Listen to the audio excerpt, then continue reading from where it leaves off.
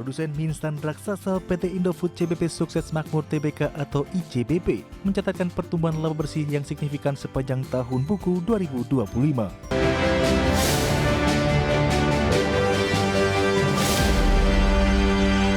Ya, pemirsa, produsen mie instan raksasa PT Indofood CBP Sukses Makmur Tbk atau ICBP mencatatkan pertumbuhan laba bersih yang signifikan sepanjang tahun buku 2025. Meski dibayangi kenaikan harga bahan baku global, efisiensi dan kuatnya pasar domestik berhasil mendorong performa keuangan perseroan tetap tangguh.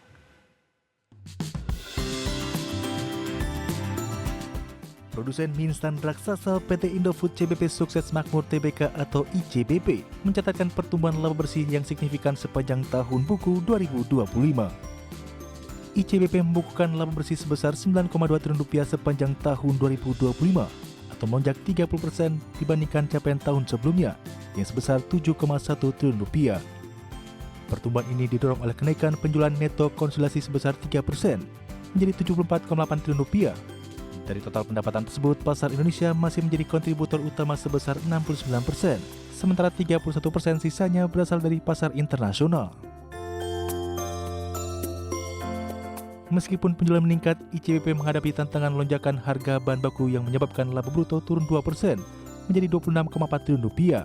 Hal ini juga berdampak pada laba inti atau core profit perseroan yang terkoreksi 4% ke angka Rp9,98 triliun.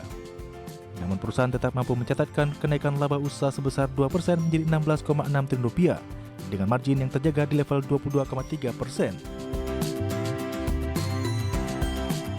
Adapun Direktur Utama dan CEO ICBP Antoni Salim menegaskan bahwa ketangguhan kinerja tahun lalu membuktikan posisi kuat perseroan di sektor barang konsumsi.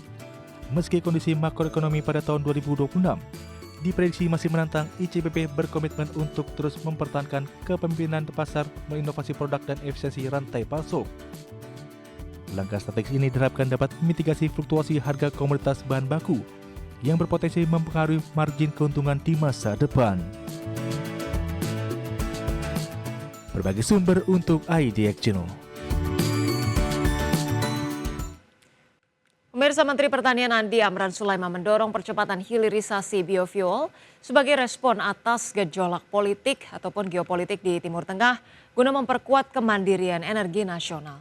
Pemerintah akan menghentikan impor solar dan menggantinya dengan biofuel sawit melalui program biodiesel 50% yang setara dengan sekitar 5,3 juta ton pada tahun ini.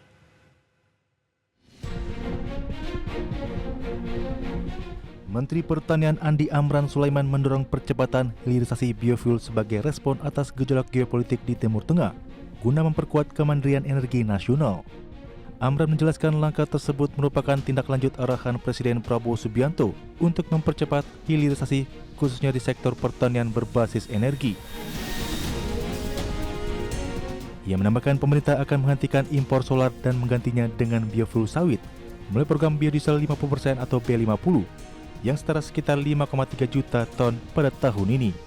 Tak berhenti di situ, pemerintah kini menyiapkan lompatan berikutnya melalui pengembangan I20 atau campuran etanol 20% dalam bensin yang bersumber dari jagung, ubi, dan tebu. Dari mana? Jagung, ubi, dan tebu. Semua bisa tumbuh di Indonesia. Artinya ke depan bagaimana kita mandiri energi, mandiri pangan. Ini kita lakukan bersama-sama, kita bergerak bersama-sama. Tentu nanti Pak Wamen sampaikan atau direksi mau tambahkan. Nah, ini kita kejar. Ini ada hikmah. Menurut Amran, kondisi geopolitik global yang memanas justru menjadi momentum bagi Indonesia untuk mempercepat penguatan sektor strategis, baik energi maupun pangan. Selain biofuel, hilirisasi juga didorong pada subsektor peternakan, khususnya industri pakan, vaksin, dan bibit ayam, yang memiliki nilai ekonomi mencapai hingga Rp600 triliun. Dari Jakarta, Dev Firmansyah, Tim Liputan IDX Channel. Pemirsa, PT DCI Indonesia Tbk mencatatkan kinerja cemerlang sepanjang 2025 dengan laba bersih menembus Rp1 triliun. Pertumbuhan didorong kenaikan pendapatan dan ekspansi data center yang mendorong efisiensi serta utilisasi kapasitas. PT DCI Indonesia Tbk emiten berkode saham DCII mencatat laba bersih sebesar 1 triliun rupiah pada 2025, meningkat 26% dibandingkan 796 miliar rupiah pada 2024.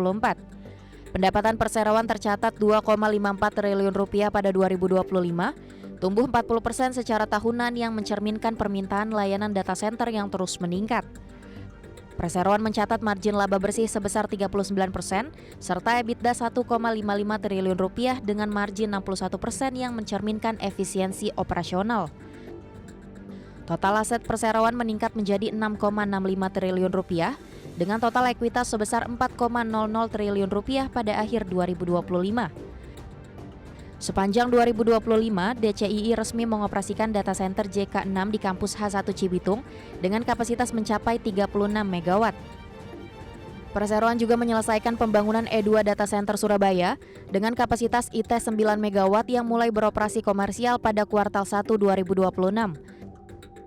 Kehadiran fasilitas baru memperluas jangkauan platform data center DCII yang kini tersebar di Cibitung, Karawang, Jakarta, dan Surabaya. Manajemen menyebut pertumbuhan pendapatan dan profitabilitas mencerminkan efisiensi operasional serta keunggulan time to market yang terus dijaga. Kedepan, DCII akan melanjutkan ekspansi infrastruktur data center untuk mendukung kebutuhan AI, cloud, dan komputasi berdensitas tinggi di Indonesia. Tim Liputan IDX Channel. Pemirsa, PT Trimitra Transpersada Tbk membukukan kinerja positif sepanjang 2025 dengan pertumbuhan pendapatan dan laba bersih. Pertumbuhan ini didorong oleh penguatan layanan logistik dan ekspansi bisnis cold chain secara berkelanjutan. PT Trimitra Transpersada Tbk emiten berkode saham BILOG membukukan pendapatan sebesar 1,33 triliun rupiah pada 2025, tumbuh 23% dibandingkan tahun sebelumnya. Pada periode yang sama, laba bersih perseroan mencapai 144 miliar rupiah, meningkat 29% dibandingkan 2024. Hingga akhir 2025, total aset perseroan tercatat 1,03 triliun rupiah, tumbuh 44% dengan ekuitas mencapai 620 miliar rupiah.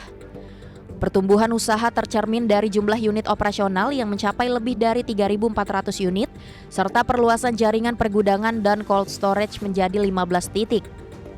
Perseroan terus memperkuat layanan bisnis 3PL cold chain, didukung sumber daya manusia, jaringan distribusi, infrastruktur, dan teknologi yang adaptif. Pada Juli 2025, Perseroan resmi mencatatkan saham di Bursa Efek Indonesia, menandai fase baru sebagai perusahaan terbuka.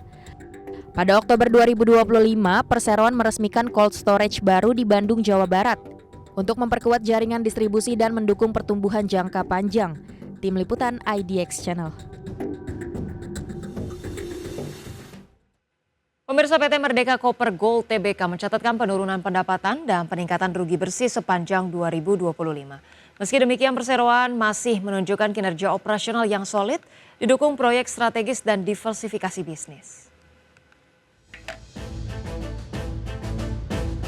PT Merdeka Copper Gold Tbk mencatat pendapatan sebesar 1,89 miliar dolar Amerika Serikat pada tahun 2025, atau turun 15,4% dibandingkan 2,24 miliar dolar Amerika Serikat pada tahun 2024.